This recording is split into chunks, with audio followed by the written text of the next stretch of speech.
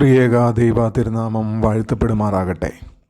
ഇന്നത്തെ നമ്മുടെ തിരുവചന വായനാ ഭാഗം സങ്കീർത്തനങ്ങൾ 131, 138, 139, 143, 144, 145.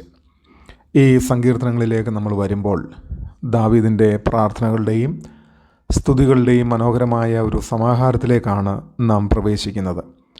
വിശ്വാസത്തിൻ്റെ വിവിധ അനുഭവങ്ങളിലൂടെ ഈ സങ്കീർത്തനങ്ങൾ നമ്മെ നയിക്കുന്നു. വിനയം, നന്ദി, ദൈവത്തിൻ്റെ ആഴമായ അറിവ്, ആകുലതയിലുള്ള പ്രാർത്ഥന, ദൈവത്തിലുള്ള ആശ്രയം, ഒടുവിൽ പൂർണ്ണ ഹൃദയത്തോടെയുള്ള സ്തുതി. ഇവിടെ വളരെ മനോഹരമായ ഒരു ആത്മീയ പുരോഗതി ഈ സങ്കീർത്തനങ്ങളിൽ നമുക്ക് കാണുവാനായിട്ട് കഴിയും. സങ്കീർത്തനം 131 ഞാൻ ദൈവസന്നിധിയിൽ എന്നെ തന്നെ താഴ്ത്തുന്നു എന്നും 138 ദൈവത്തിൻ്റെ വിശ്വസ്തതയ്ക്കായി നന്ദി പറയുന്നു എന്നും 139 ദൈവം തന്നെ പൂർണ്ണമായി അറിയുന്നു എന്ന് തിരിച്ചറിയുന്ന അനുഭവവും 143 ഞാൻ തളർന്നു പോകുമ്പോൾ ദൈവത്തിൽ ആശ്രയിക്കുന്നു എന്നും 144 ദൈവമാണ് എൻ്റെ ശക്തിയും ദാതാവുമെന്ന് തിരിച്ചറിയുന്ന അനുഭവവും 145 എല്ലാ തലമുറകളോടും ഞാൻ ദൈവത്തിൻ്റെ മഹത്വം പ്രഖ്യാപിക്കുന്നു എന്നും മനസ്സിലാക്കുവാൻ കഴിയുന്നു. അതിനാൽ ഈ സങ്കീർത്തനങ്ങൾ വെറും ഗാനങ്ങൾ മാത്രമല്ല, ദൈവത്തോടൊപ്പമുള്ള ഒരു വിശ്വാസിയുടെ ആത്മീയ യാത്രയെയാണ് അവ വിവരിക്കുന്നത്. സങ്കീർത്തനം 131 വളരെ ചെറിയൊരു സങ്കീർത്തനമാണ്, എന്നാൽ അതിൽ വളരെ ആഴമുള്ള ഒരു ആത്മീയ സത്യം അടങ്ങിയിരിക്കുന്നു. ദാവീദ് പറയുകയാണ്, യഹോവ എൻ്റെ ഹൃദയം അഹങ്കരിക്കുന്നില്ല, എൻ്റെ കണ്ണുകൾ ഉന്നതമായിരിക്കുന്നുമില്ല. ദാവീദ് വളരെ പ്രധാനപ്പെട്ട ഒരു കാര്യം പഠിച്ചിരിക്കുന്നു. എല്ലാം നാം മനസ്സിലാക്കേണ്ടതില്ല, എല്ലാം നാം നിയന്ത്രിക്കേണ്ടതില്ല, എല്ലാം നാം നേടിയെടുക്കേണ്ടതുമില്ല. തനിക്ക് അത്യന്തം വലുതും അത്ഭുതകരവുമായ കാര്യങ്ങളിൽ താൻ ഇടപെടുന്നില്ലെന്നവൻ പറയുന്നു. ഇതാണ് ആത്മീയമായ പക്വത. ഒരു കുട്ടിക്ക് എല്ലാത്തിനും വിശദീകരണം വേണം, എന്നാൽ ആത്മീയ പക്വത നമ്മെ പഠിപ്പിക്കുന്നത് ഇതാണ്: എനിക്കെല്ലാം മനസ്സിലാകുന്നില്ല, എന്നാൽ എല്ലാം മനസ്സിലാക്കുന്ന ദൈവത്തിൽ ഞാൻ വിശ്വസിക്കുന്നു. അതിനുശേഷം ദാവീദ് വളരെ മനോഹരമായ ഒരു ചിത്രം നമുക്ക് നൽകുന്നു. അമ്മയുടെ അടുക്കൽ മുലകുടി മാറിയ ശിശുവിനെ പോലെ എൻ്റെ ഉള്ളിൽ ശാന്തമായിരിക്കുന്നു. മുലകുടിയെ മാറിയ കുഞ്ഞ് ഇനി പാലിനു വേണ്ടി മാത്രം കരയുന്നില്ല, അമ്മയുടെ സാന്നിധ്യത്തിൽ തന്നെ കുഞ്ഞ് സംതൃപ്തനാണ്. ഇതാണ് പക്വതയുള്ളൊരു വിശ്വാസിയുടെ ചിത്രം. ചിലപ്പോൾ നാം ദൈവത്തിൻ്റെ അടുക്കൽ വരുന്നത് അവിടുന്ന് നമുക്ക് നൽകാൻ കഴിയുന്ന കാര്യങ്ങൾക്ക് വേണ്ടി മാത്രമാണ്: സൗഖ്യം, അനുഗ്രഹം, സംരക്ഷണം, ഉത്തരങ്ങൾ, ആവശ്യങ്ങൾക്കുള്ള നിവൃത്തി. എന്നാൽ ആത്മീയ പക്വത പറയുന്നത്, കർത്താവെ, ഞാൻ ചോദിച്ചതൊന്നും ലഭിച്ചില്ലെങ്കിലും എനിക്ക് അങ്ങേ തന്നെയാണ് വേണ്ടത്. അതാണ് ശാന്തമായ ഒരു ആത്മാവ്. വിശ്വാസം എന്നത് ദൈവം നമ്മുടെ പ്രാർത്ഥനകൾക്ക് ഉത്തരം നൽകുമെന്ന് മാത്രം വിശ്വസിക്കുന്നതല്ല, ഉത്തരങ്ങൾ ലഭിക്കാത്തപ്പോഴും ദൈവത്തിൽ സംതൃപ്തനായിരിക്കുക എന്നതുമാണ് വിശ്വാസം. ഇന്നത്തെ ലോകത്തിൽ നമ്മുടെ മനസ്സുകൾ നിരന്തരം അസ്വസ്ഥമാണ്. നാം മറ്റുള്ളവരുമായി നമ്മെ തന്നെ താരതമ്യം ചെയ്യുന്നു, നാളെയെക്കുറിച്ച് ഉത്കണ്ഠപ്പെടുന്നു, എല്ലാം നിയന്ത്രിക്കാൻ ശ്രമിക്കുന്നു. സങ്കീർത്തനം 131 നമ്മോട് പറയുന്നത്, വിനയപ്പെടുക, ശാന്തരായിരിക്കുക, ദൈവത്തിൽ വിശ്വസിക്കുക, എല്ലാം മനസ്സിലാക്കേണ്ട ആവശ്യം ഇല്ല. 138 സങ്കീർത്തനം ആരംഭിക്കുന്നത് നന്ദിയോടെയാണ്. ഞാൻ പൂർണ്ണ ഹൃദയത്തോടെ നിന്നെ സ്തുതിക്കും. പൂർണ്ണ ഹൃദയത്തോടെ എന്ന പ്രയോഗം ശ്രദ്ധിക്കുക. ദാവീദ് ദൈവത്തിന് അർത്ഥഹൃദയത്തോടെയുള്ള ആരാധനയല്ല അർപ്പിക്കുന്നത്. ദൈവത്തിൻ്റെ ദയയും സത്യവും മഹത്തായതിനാൽ താൻ ദൈവത്തെ സ്തുതിക്കുമെന്നവൻ പറയുന്നു. നമ്മുടെ വിശ്വാസത്തിൻ്റെ വലിയ അടിസ്ഥാനം ഇതാണ്: ദൈവം തൻ്റെ വചനത്തോട് വിശ്വസ്തനാണ്. മനുഷ്യർ വാഗ്ദാനം ചെയ്തത് മറന്നേക്കാം, ഇന്നൊരു കാര്യം പറഞ്ഞിട്ട് നാളെ മാറ്റി പറഞ്ഞേക്കാം, സാഹചര്യങ്ങൾ മാറിയേക്കാം, എന്നാൽ ദൈവത്തിൻ്റെ വചനം മാറ്റമില്ലാത്തതും ആശ്രയിക്കാവുന്നതുമാണ്. ദാവീദ് പറയുന്നു, നിൻ്റെ വചനത്തെ നിൻ്റെ സകല നാമത്തിലും നീ മഹത്വപ്പെടുത്തിയിരിക്കുന്നു. ദാവീദിൻ്റെ ആത്മവിശ്വാസം സാഹചര്യങ്ങളിലായിരുന്നില്ല, ദൈവത്തിൻ്റെ സ്വഭാവത്തിലും ദൈവത്തിൻ്റെ വചനത്തിലുമായിരുന്നു. തുടർന്ന് 7-ാം വാക്യത്തിൽ വളരെ ശക്തമായൊരു വാക്ക് നാം കാണുന്നു: ഞാൻ കഷ്ടതയുടെ നടുവിൽ നടന്നാലും നീ എന്നെ ജീവിപ്പിക്കും. ശ്രദ്ധിക്കുക, ദാവീദ് പറയുന്നത് ഞാൻ ഒരിക്കലും കഷ്ടതയുടെ നടുവിൽ നടക്കുകയില്ല എന്നല്ല അവൻ പറയുന്നത് ഞാൻ കഷ്ടതയുടെ നടുവിൽ നടന്നാലും. വേദപുസ്തകം നമുക്ക് കഷ്ടതകളില്ലാത്തൊരു ജീവിതം വാഗ്ദാനം ചെയ്യുന്നില്ല, എന്നാൽ കഷ്ടതയുടെ നടുവിലും ദൈവത്തിൻ്റെ സാന്നിധ്യം വാഗ്ദാനം ചെയ്യുന്നു. ദാവീദ് അവസാനം പറയുന്നു, യഹോവ എനിക്ക് വേണ്ടി തൻ്റെ കാര്യം നിവർത്തിക്കും. അതിൻ്റെ അർത്ഥം എന്താകുന്നു എന്ന് ചോദിച്ചാൽ, ദൈവം എന്നെക്കുറിച്ചുള്ള തൻ്റെ പ്രവൃത്തി ഇതുവരെ പൂർത്തിയാക്കിയിട്ടില്ല. ഇത് നമുക്കെല്ലാവർക്കും വലിയൊരു പ്രോത്സാഹനമാണ്. നമ്മുടെ കുടുംബത്തിൽ, ശുശ്രൂഷയിൽ, ആത്മീയ ജീവിതത്തിൽ, വ്യക്തി ജീവിതത്തിൽ പൂർത്തിയാകാത്ത കാര്യങ്ങൾ ഇന്ന് നമുക്ക് കാണാനുണ്ടായേക്കാം. എന്നാൽ നമുക്ക് വിശ്വാസത്തോടെ പറയാം, എന്നെക്കുറിച്ചുള്ള തൻ്റെ കാര്യം കർത്താവ് നിവർത്തിക്കും. 139 സങ്കീർത്തനം നമ്മെക്കുറിച്ചുള്ള ദൈവത്തിൻ്റെ വ്യക്തിപരമായ അറിവിനെക്കുറിച്ച് പറയുന്ന ഏറ്റവും ആഴമുള്ള സങ്കീർത്തനങ്ങളിൽ ഒന്നാണ്. ദാവീദ് പറയുകയാണ്, യഹോവ നീ എന്നെ ശോധന ചെയ്ത് അറിഞ്ഞിരിക്കുന്നു. ഞാൻ ഇരിക്കുന്നതും എഴുന്നേൽക്കുന്നതും ദൈവം അറിയുന്നു. നമ്മുടെ ചിന്തകൾ അവിടുന്ന് അറിയുന്നു. നമ്മുടെ വായിൽ വാക്ക് വരുന്നതിന് മുമ്പ് തന്നെ അത് അവിടുന്ന് അറിയുന്നു. നാം എവിടെ പോകുന്നു എന്നും നാം എവിടെയാണെന്നും കർത്താവ് അറിയുന്നു. അതിനുശേഷം ദാവീദ് ചോദിക്കുകയാണ്, നിൻ്റെ ആത്മാവിനെ വിട്ട് ഞാൻ എവിടേക്ക് പോകും? ഉത്തരം എങ്ങോട്ടും പോകാൻ കഴിയുകയില്ല എന്നുള്ളതാണ്. ദാവീദ് സ്വർഗത്തിൽ കയറിയാലും ദൈവം അവിടെയുണ്ട്. പാതാളത്തിൽ കിടക്കി അവൻ ഒരുക്കിയാലും ദൈവം അവിടെയുണ്ട്. അവൻ പുലരിയുടെ ചിറകുകളിൽ എടുത്ത് സമുദ്രത്തിൻ്റെ അറ്റത്ത് ചെന്ന് പാർത്താലും ദൈവത്തിൻ്റെ കൈ അവനെ നടത്തും. ഇതൊരേ സമയം ആശ്വാസവും വെല്ലുവിളിയും നൽകുന്ന സത്യമാണ്. ദൈവം എന്നെ പൂർണ്ണമായി അറിയുന്നു. നമ്മുടെ ജീവിതത്തിൽ ദൈവം കാണാത്ത ഒരു മറഞ്ഞിരിക്കുന്ന കോണുമില്ല. ചിലപ്പോൾ മനുഷ്യർ നമ്മെ തെറ്റിദ്ധരിച്ചേക്കാം, മറ്റുള്ളവർ നമ്മെ തെറ്റായി വിധിച്ചേക്കാം, നമ്മുടെ ഹൃദയം മറ്റുള്ളവർക്ക് മനസ്സിലാകാതിരിക്കാം. എന്നാൽ ദൈവം സത്യം അറിയുന്നു. അതേസമയം നമ്മുടെ പാപം അവനിൽ നിന്ന് മറയ്ക്കാനും നമുക്ക് കഴിയില്ല. അതുകൊണ്ടാണ് ദാവീദ് തൻ്റെ സങ്കീർത്തനം വളരെ പ്രധാനപ്പെട്ട ഒരു പ്രാർത്ഥനയോടെ അവസാനിപ്പിക്കുന്നത്. ദൈവമേ, നീ എന്നെ ശോധന ചെയ്ത് എൻ്റെ ഹൃദയത്തെ അറിയണമേ. ദാവീദ് പറയുന്നത്, കർത്താവേ, മറ്റുള്ളവരിൽ എന്താണ് തെറ്റെന്ന് മാത്രം എന്നെ കാണിക്കരുതേ, എൻ്റെ ഉള്ളിൽ എന്താണ് തെറ്റെന്ന് എന്നെ കാണിക്കണമേ. ഇത് വളരെ ഗൗരവമുള്ള പ്രാർത്ഥനയാണ്, അതേസമയം വളരെ മനോഹരമായ പ്രാർത്ഥനയും.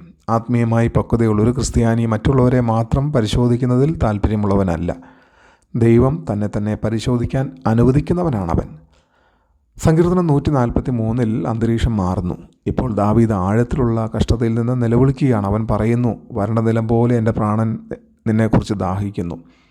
അവൻ ദൈവത്തിനായി അത്യന്തം ദാഹിക്കുന്നു. ദാവീദ് താൻ ശക്തനാണെന്ന് നടിക്കുന്നില്ല. എല്ലാം നന്നായിരിക്കുന്നു എന്നും അവൻ പറയുന്നില്ല. തൻ്റെ ബലഹീനത അവൻ നേരിട്ട് ദൈവസന്നിധിയിൽ കൊണ്ടുവരുന്നു. ഇത് വളരെ പ്രധാനപ്പെട്ട ഒരു കാര്യം നമ്മെ പഠിപ്പിക്കുകയാണ്. നമ്മുടെ ബലഹീനത ദൈവത്തിൽ നിന്ന് മറയ്ക്കേണ്ട ആവശ്യമില്ല. പ്രാർത്ഥനയുടെ സ്ഥലത്ത് നമുക്ക് സത്യസന്ധമായി പറയാം, കർത്താവെ, ഞാൻ ക്ഷീണിച്ചിരിക്കുന്നു. കർത്താവെ, എന്ത് ചെയ്യണമെന്ന് എനിക്കറിയില്ല. എനിക്ക് വഴി കാണിച്ചു തരണമേ, എന്നെ പുതുക്കണമേ. തുടർന്ന് 8-ാം വാക്യത്തിൽ ദാവീദ് വളരെ മനോഹരമായൊരു പ്രാർത്ഥന നടത്തുന്നു. രാവിലെ നിൻ്റെ ദയ എന്നെ കേൾപ്പിക്കുമാറാകണമേ. 10-ാം വാക്യത്തിൽ അവൻ പറയുന്നു, നിൻ്റെ ഇഷ്ടം ചെയ്യേണ്ടതിന് എന്നെ പഠിപ്പിക്കണമേ. ശ്രദ്ധിക്കുക, ദാവീദ് വെറുതെ ചോദിക്കുന്നില്ല, കർത്താവെ, എൻ്റെ സാഹചര്യം മാറ്റണമേ. അതിന് പകരം അവൻ ചോദിക്കുന്ന, കർത്താവെ, നിൻ്റെ ഇഷ്ടം ചെയ്യുവാൻ എന്നെ പഠിപ്പിക്കണമേ. ഇതാണ് കൂടുതൽ ആഴമുള്ള പ്രാർത്ഥന. ചിലപ്പോൾ നാം ദൈവത്തോട് പ്രശ്നം നീക്കണമേ എന്ന് അപേക്ഷിക്കുന്നു. എന്നാൽ ദൈവം ആ പ്രശ്നത്തിലൂടെ തന്നെ നമ്മെ തൻ്റെ ഇഷ്ടം പഠിപ്പിച്ചേക്കാം. ചിലപ്പോൾ നാം ചോദിക്കുന്നു, കർത്താവെ, എൻ്റെ സാഹചര്യം മാറ്റണമേ. ദൈവം പറയുന്നത് ഇങ്ങനെയായിരിക്കും, ആ സാഹചര്യത്തിനുള്ളിൽ നിന്നെ മാറ്റാൻ എന്നെ അനുവദിക്കൂ. 144-ാമത്തെ സങ്കീർത്തനം ആരംഭിക്കുന്നത് ഇങ്ങനെയാണ്, എൻ്റെ പാറയെ യഹോവ വാഴ്ത്തപ്പെടുമാറാകട്ടെ. ദാവീദ് തനിക്കുള്ള എല്ലാ കഴിവുകളുടെയും പിന്നിൽ ഒടുവിൽ ദൈവമാണെന്ന് തിരിച്ചറിയുന്നു. ശുശ്രൂഷയിൽ ഏർപ്പെട്ടിരിക്കുന്ന ഏവർക്കും ഇത് വളരെ പ്രസക്തമാണ്. നമുക്ക് അനുഭവം ഉണ്ടായിരിക്കാം, വിദ്യാഭ്യാസം ഉണ്ടായിരിക്കാം, സ്ഥാനമുണ്ടായിരിക്കാം, കഴിവുകളും കഴിവുറ്റ പ്രതിഭകളും ഉണ്ടായിരിക്കാം. എന്നാൽ ഒടുവിൽ ദൈവമാണ് നമ്മുടെ ശക്തി. ദാവീദ് മനുഷ്യൻ്റെ ബലഹീനതയും തിരിച്ചറിയുന്നു. മനുഷ്യൻ വ്യർത്ഥതയ്ക്ക് സദൃശനാണ്. അവൻ്റെ നാളുകൾ കടന്നു പോകുന്ന നിഴൽ പോലെയാകുക. ജീവിതം ഹ്രസ്വമാണ്. നമ്മുടെ സ്ഥാനങ്ങൾ താൽക്കാലികമാണ്. നമ്മുടെ അവസരങ്ങൾ താൽക്കാലികമാണ്. നമ്മുടെ ശക്തിയും താൽക്കാലികമാണ്. അതുകൊണ്ട് ഈ ലോകം നമ്മുടെ സ്ഥിരമായ ഭവനമാണെന്നതുപോലെ നാം ജീവിക്കരുത്. ദൈവം നമുക്ക് നൽകിയിരിക്കുന്നതെല്ലാം നമുക്ക് കഴിയുന്നിടത്തോളം അവൻ്റെ നാമത്തിൻ്റെ മഹത്വത്തിനായി ഉപയോഗിക്കണം. ഒടുവിൽ നാം സങ്കീർത്തനം 145 എത്തുകയാണ്. ഇത് വളരെ മനോഹരമായ ഒരു സമാപനത്തെ കുറിപ്പിക്കുന്നു. ദൈവം എന്നെ അറിയുന്നു എന്നതിൽ നിന്ന് ദാവീദ് ഞാൻ ദൈവത്തെ മറ്റുള്ളവർക്ക് അറിയിക്കും എന്നതിലേക്ക് നീങ്ങുന്നു. അവൻ പറയുന്നു, എൻ്റെ ദൈവവും രാജാവുമായ നിന്നെ ഞാൻ പുകഴ്ത്തും. തുടർന്ന് ഒരു തലമുറ മറ്റൊരു തലമുറയോട് നിൻ്റെ വീര്യപ്രവൃത്തികളെ പുകഴ്ത്തും. ഇതും വളരെ പ്രധാനപ്പെട്ടതായ കാര്യമാണ്. വിശ്വാസം നമ്മിൽ അവസാനിക്കേണ്ടതല്ല. ദൈവം നമ്മുടെ ജീവിതത്തിൽ ചെയ്ത കാര്യങ്ങൾ അടുത്ത തലമുറയ്ക്ക് സാക്ഷ്യമായി മാറണം. ദാവീദ് പറയുന്നു, നിൻ്റെ മഹത്വത്തിൻ്റെ തേജസ്സുള്ള പ്രതാപത്തെക്കുറിച്ച് ഞാൻ സംസാരിക്കും. അടുത്ത തലമുറ അറിയണമെന്ന് അവൻ ആഗ്രഹിക്കുന്നത് നമ്മുടെ ദൈവം വലിയവനാണ്, ദൈവം കൃപയുള്ളവനാണ്, കരുണയുള്ളവനാണ്, വിശ്വസ്തനാണ്, മനസ്സലിവിൽ ഉള്ളവനാണ് എന്നാണ്. തുടർന്ന് സങ്കീർത്തനം 145 ദൈവത്തിൻ്റെ സ്വഭാവത്തെ വളരെ മനോഹരമായി വിവരിക്കുന്നു. യഹോവ കരുണയും കൃപയും നിറഞ്ഞവൻ, ദീർഘക്ഷമയും മഹാദയമുള്ളവൻ. തുടർന്ന് യഹോവ എല്ലാവർക്കും നല്ലവൻ. അവസാനം ദാവീദ് പ്രഖ്യാപിക്കുന്നു, എൻ്റെ വായ് യഹോവയുടെ സ്തുതി പ്രസ്താവിക്കും. യഥാർത്ഥ ക്രിസ്തീയ ജീവിതം ഒടുവിൽ എത്തിച്ചേരേണ്ടിടത്താണ് ഈ സങ്കീർത്തനം അവസാനിക്കുന്നത്, സ്തുതിയിൽ. ഈ സങ്കീർത്തനങ്ങളെ ഒന്നിച്ച് നോക്കുമ്പോൾ നമുക്ക് മനോഹരമായൊരു ആത്മീയ യാത്ര കാണാം. 131 ദൈവസന്നിധിയിൽ നമ്മെ തന്നെ താഴ്ത്തുക എന്നുള്ളതാണ് കാണാൻ കഴിയുന്നത്. 138 ദൈവത്തിൻ്റെ വിശ്വസ്തതയിൽ ആശ്രയിക്കുക. 139 ദൈവത്തെ നമ്മെ പരിശോധിക്കുവാൻ അനുവദിക്കുക. 143 കഷ്ടതയിൽ ദൈവത്തെ ആശ്രയിക്കുക. 144 ദൈവമാണ് നമ്മുടെ ശക്തി എന്ന് തിരിച്ചറിയുക. 145 ദൈവത്തിൻ്റെ മഹത്വം പ്രഖ്യാപിക്കുക. ഇതാണ് ക്രിസ്തീയ പക്വതയുടെ മനോഹരമായ ചിത്രം. നമ്മുടെ ദൈനംദിന ക്രിസ്തീയ ജീവിതത്തിന് ഈ സങ്കീർത്തനങ്ങൾ നൽകുന്ന പാഠങ്ങൾ: ഒന്നാമത്, ദൈവത്തിൻ്റെ ദാനങ്ങളിൽ മാത്രമല്ല ദൈവത്തിൽ തന്നെ സംതൃപ്തരാകുവാൻ പഠിക്കുക. രണ്ടാമത്, നിങ്ങളുടെ ജീവിതം ദൈവത്തിൻ്റെ വചനത്തിൽ പണിയുക. 3, ദൈവം നിങ്ങളെ കാണുന്നു എന്ന ബോധ്യത്തോടെ ജീവിക്കുക. 4, നിങ്ങൾ തളർന്നു പോകുമ്പോൾ സത്യസന്ധമായി പ്രാർത്ഥിക്കുക. 5, ദൈവം നൽകിയിരിക്കുന്ന ശേഷിക്കുന്ന അവസരങ്ങൾ പാഴാക്കരുത്. 6, നിങ്ങളുടെ വിശ്വാസം അടുത്ത തലമുറയ്ക്ക് കൈമാറുക. ഇന്ന് നമുക്ക് ചിന്തിക്കുവാൻ 2 ചോദ്യങ്ങൾ. എൻ്റെ ഹൃദയം ദൈവത്തിൽ വിശ്രമിക്കുന്നുണ്ടോ, അതോ എല്ലാം നിയന്ത്രിക്കാൻ ഞാൻ നിരന്തരം ശ്രമിച്ചുകൊണ്ടിരിക്കുകയാണോ?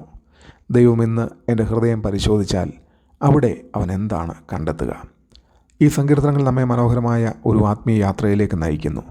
131 ശാന്തമായ ഹൃദയത്തെക്കുറിച്ച് പറയുമ്പോൾ 138 നന്ദിയുള്ള ഹൃദയത്തെക്കുറിച്ചും 139 ദൈവത്താൽ പരിശോധിക്കപ്പെട്ട ഹൃദയത്തെക്കുറിച്ചും 143 ദൈവത്തിനായി ദാഹിക്കുന്ന ഹൃദയത്തെക്കുറിച്ചും 144 ദൈവത്തിൽ ആശ്രയിക്കുന്ന ഹൃദയത്തെക്കുറിച്ചും 145 ദൈവത്തെ സ്തുതിക്കുന്ന ഹൃദയത്തെക്കുറിച്ചുമാണ് സംസാരിക്കുന്നത്.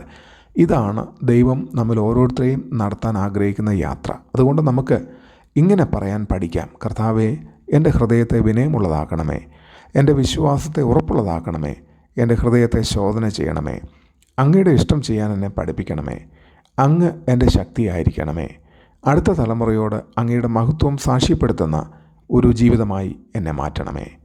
ദൈവം നമ്മെ എല്ലാവരെയും അനുഗ്രഹിക്കട്ടെ. ആമേൻ.